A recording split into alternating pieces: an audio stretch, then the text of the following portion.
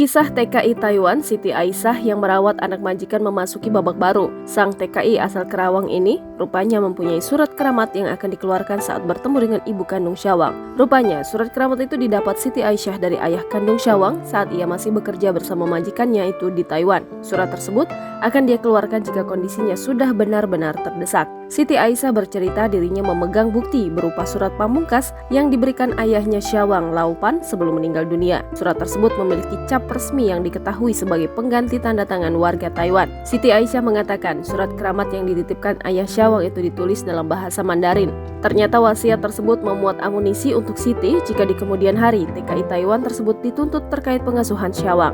Saat dihubungi Tribun News Bogor via sambungan telepon, Siti mengaku telah menyiapkan bukti kuat agar hak-hak Syawang bisa terpenuhi. Rencana tersebut telah matang disiapkan Siti bersama dengan Faisal Soh, pebisnis sekaligus pegiat sosial yang kerap membantu permasalahan para TKI. Wanita asal Karawang, Jawa Barat itu rupanya ingin agar wasiat ayah Syawang bisa terpenuhi. Wasiat itu diduga berkaitan dengan warisan untuk Syawang.